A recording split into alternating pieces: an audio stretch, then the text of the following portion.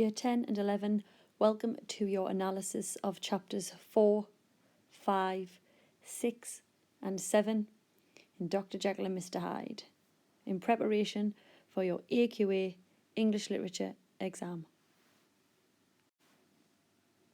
Chapter 4, the Carew murder case. The murder of Sir Danvers Carew by Hyde is revealed, told from the point of view of a maid who saw it happen and recognised Hyde. And because she fainted, she was not able to report the murder until long afterward. Half of a broken walking stick and a letter addressed to Utterson were found by the body. Utterson identifies the body of Carew and goes with the police officer, Inspector Newcomen, to Hyde's rooms in a poor part of London. Utterson and Newcomen search Hyde's rooms. They find them well stocked with fine wines and pictures, but recently ransacked, and with ashes in the fire from burned papers. They find the other part of the broken walking stick and part of a burned chequebook. At the bank, Newcomen discovers that Hyde has several £1,000s. Newcomen is unable to find out anything about Hyde, his family, or anyone who knows him. The importance of the chapter. The murder of Carew is the turning point for Jekyll, but we don't learn this till later in the novella. This murder confirms Utterson's fears about Hyde. The maid's identification of Hyde means he is wanted for murder. Chapter 4 shows the reader Hyde's capacity for evil. The vicious nature of Hyde becomes clear with the violent murder of Sir Danvers Carew. He is violent at random with no apparent motive and with little concern for his own safety, as his willingness to beat a man to death in the middle of a public street demonstrates.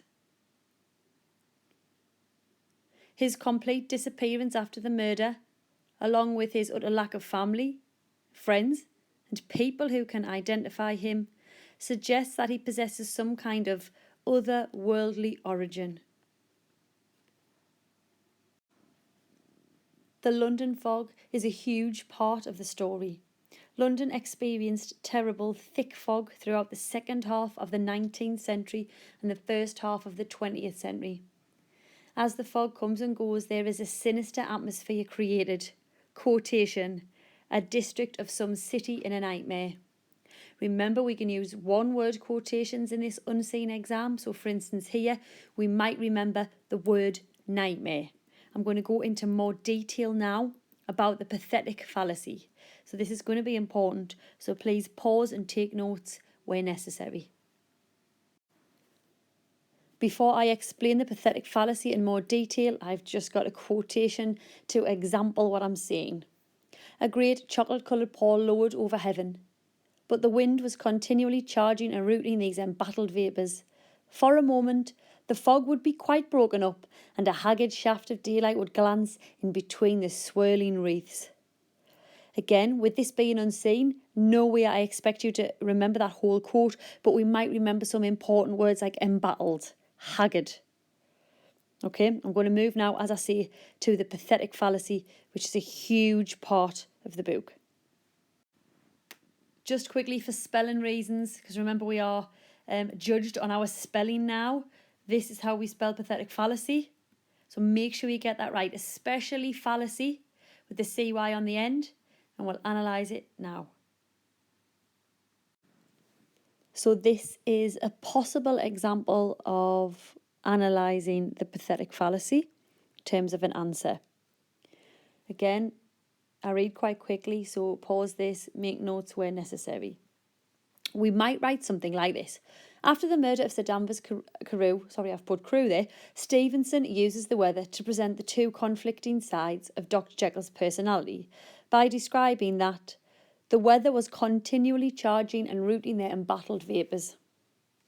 The use of the adjective embattled suggests towards the literal conflict of these two personalities.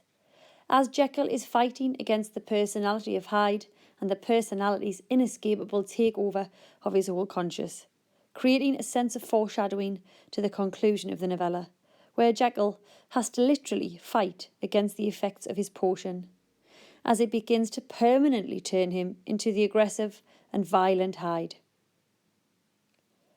The use of the verb charging complements this idea of confliction, as it suggests that the transformation of Jekyll into Hyde is inevitable. On entering Soho, the setting is described as that its lamps, which had never been extinguished or had been kindled afresh to combat this mournful reinvasion of darkness. In this passage especially, Stevenson makes an effort to separate inanimate objects that represent either light or darkness, and personify them in the sense that the light is forlorn, although desperate, and is attempting to combat this inevitable takeover of darkness. So again, we can use one-word quotations. So when you're revising, think about important one-word quotations. Remember, pathetic fallacy is huge in this book.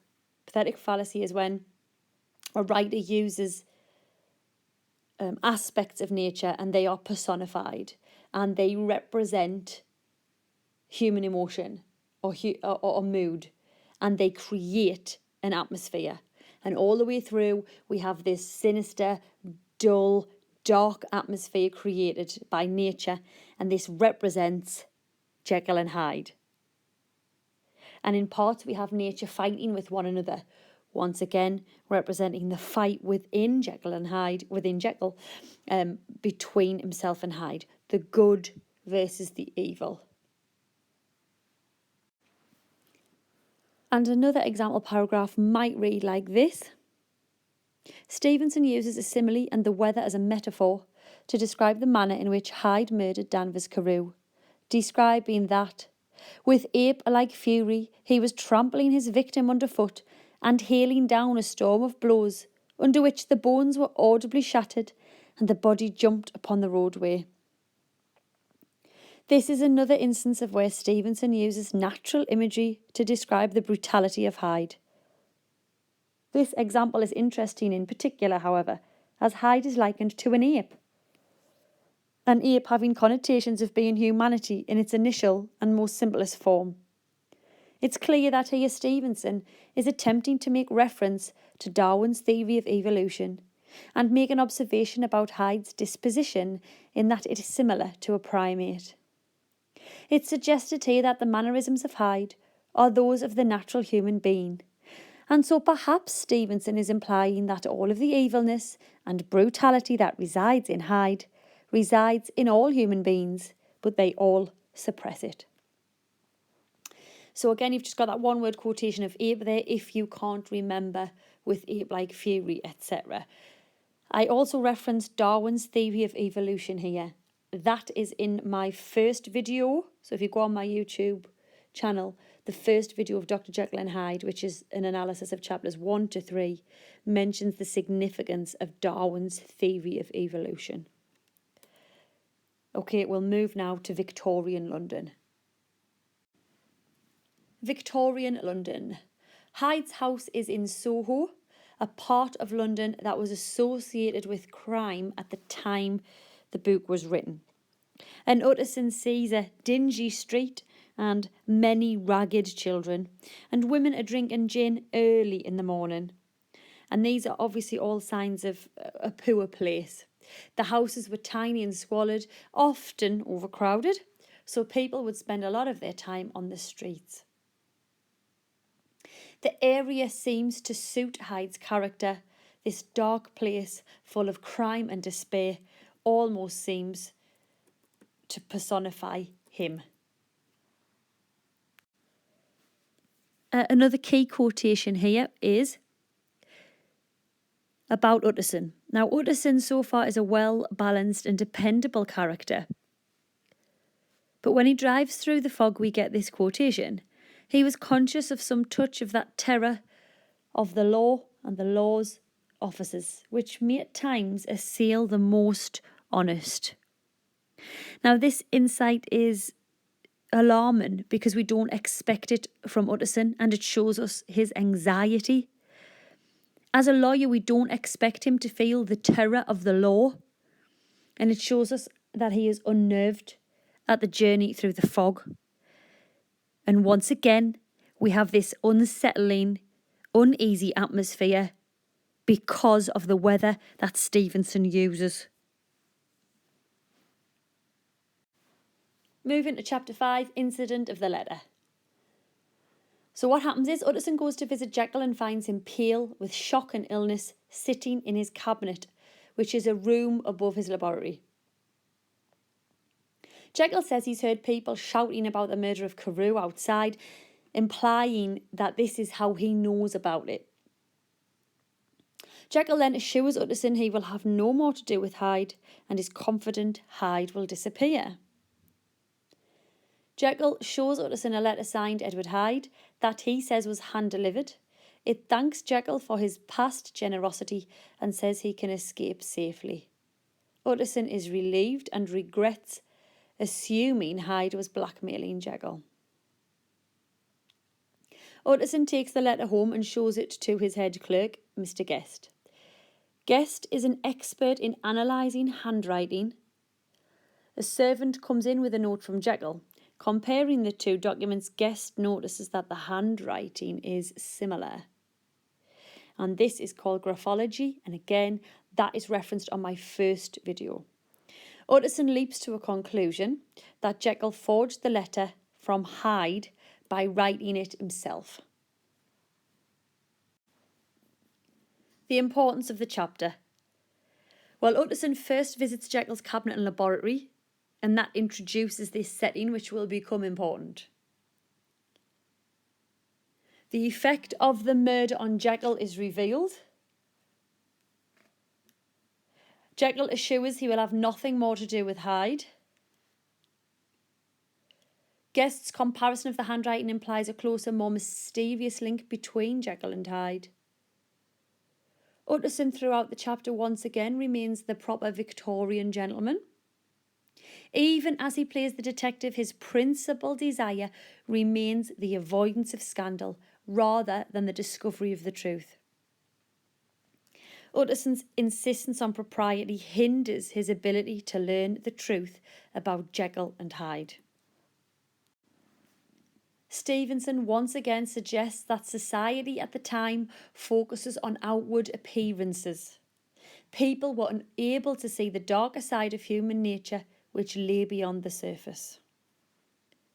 Society, like Utterson, cannot see that a seemingly upstanding person can also possess an evil potential hidden within. I'm going to move now to Jekyll's laboratory and cabinet.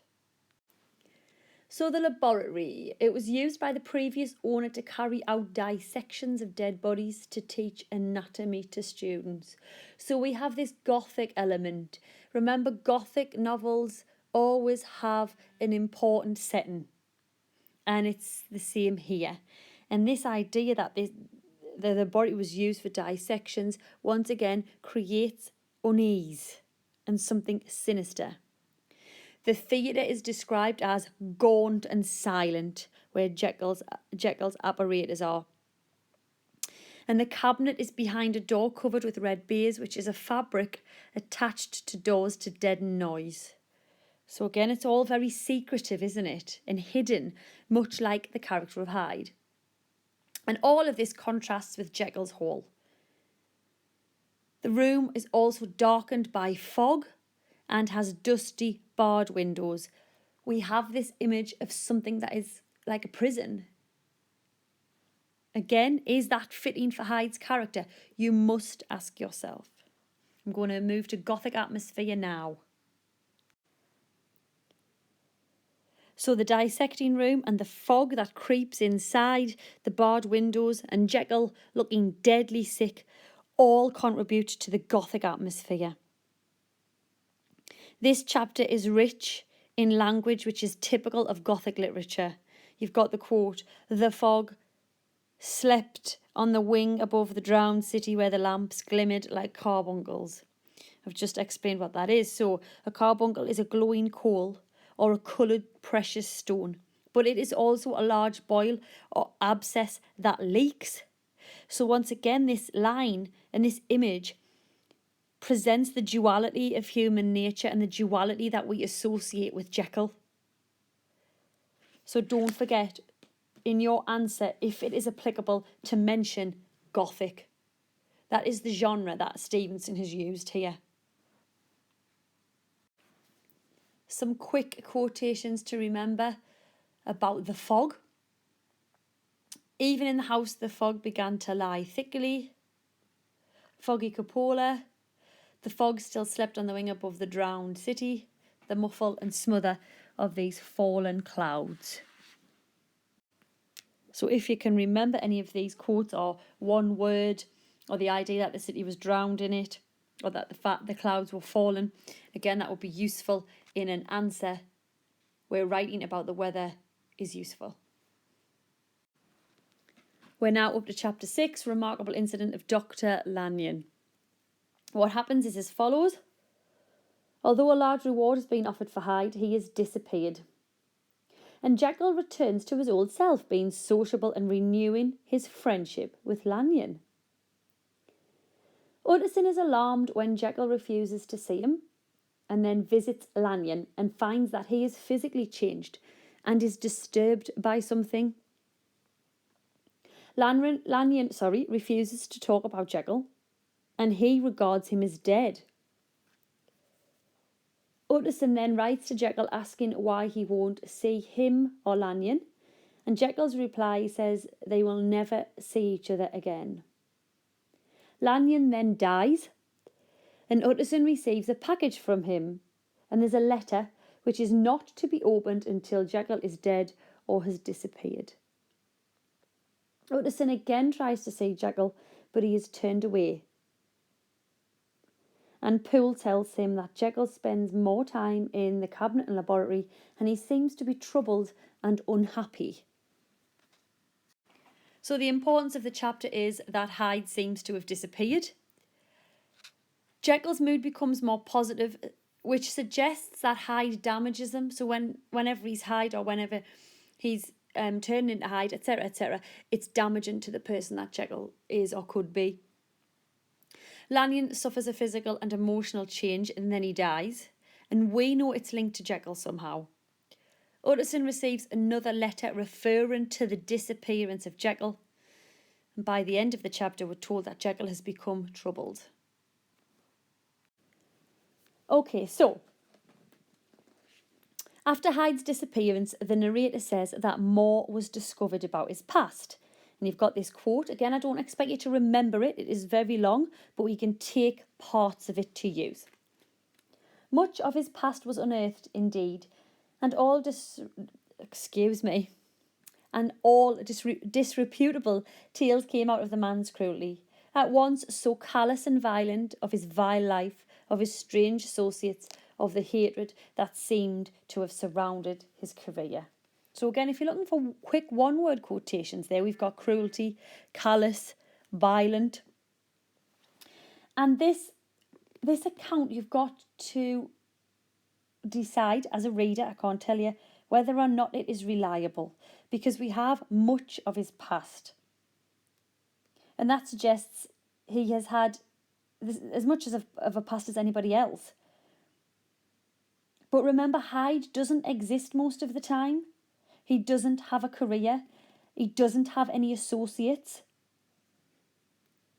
And he's only existed since Jekyll started to take the potion. And the use of the word tales hints that the accounts might be fanciful and lies or embellished, exaggerated. And when Newcomen investigates Hyde, he finds nothing.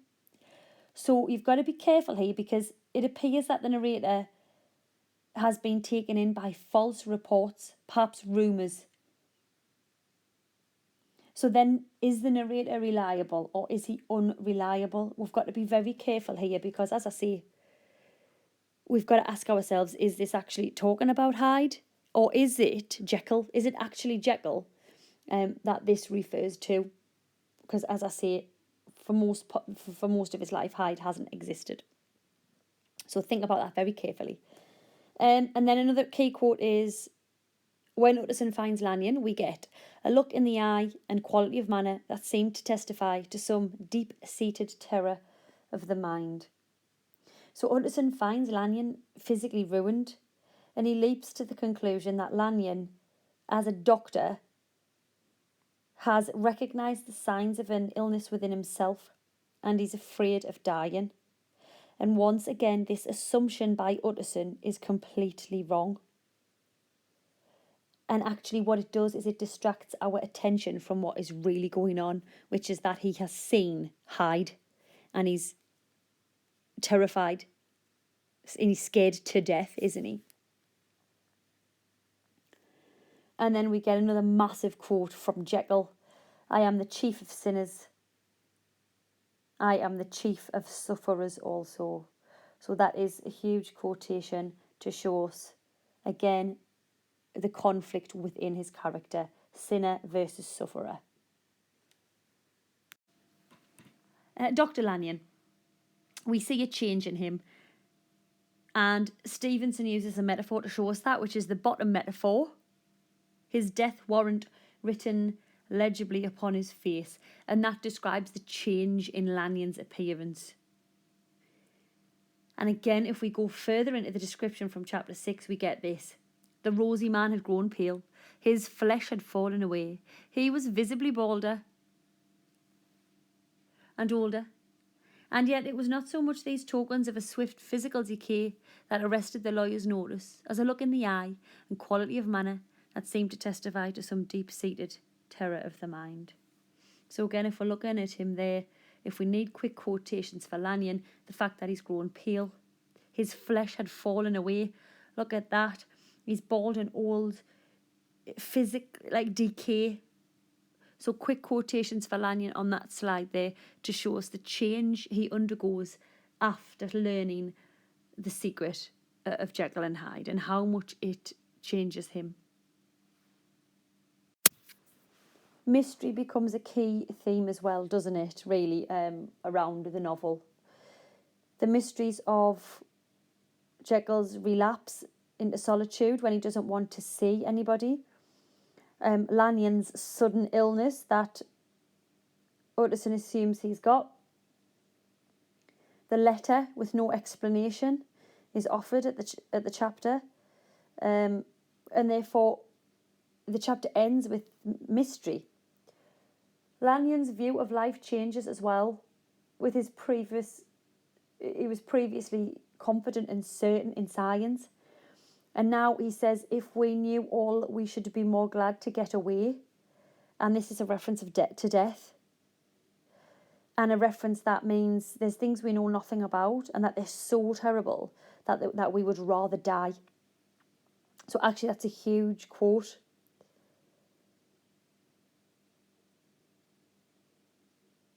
We realise that he has changed because earlier in the book he would have dismissed this because, remember, he favours rational science. Jekyll repeats this idea when he says, I could not think that this earth contained a place for sufferings and terrors so unmanning. And therefore these two quotations on the slide are vague and mysterious because we don't know what they are exactly referring to yet. And once again, we are presented with something quite Gothic and something very sinister. Chapter 7, Incident at the Window. What happens is this. On another Sunday walk with Enfield, Utterson tells him that he saw Hyde and felt repulsed, much like Enfield said. Enfield says the door is the rear entry to Jekyll's laboratory, and the pair approach the door and go inside.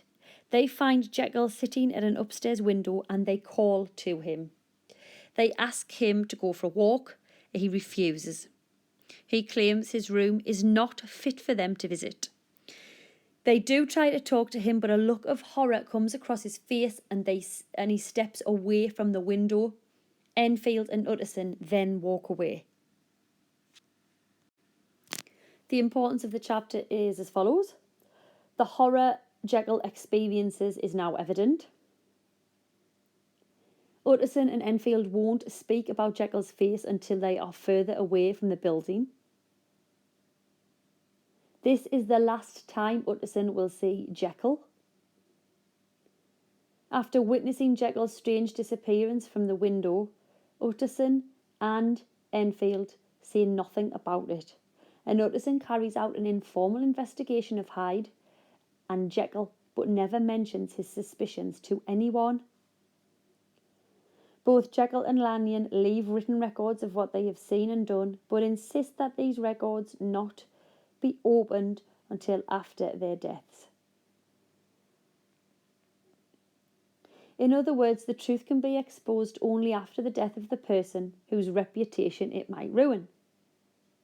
Is Stevenson suggesting a similar tendency in Victorian society? Key quotations for Jekyll then. We are told about his face, and we are told such abject terror and despair.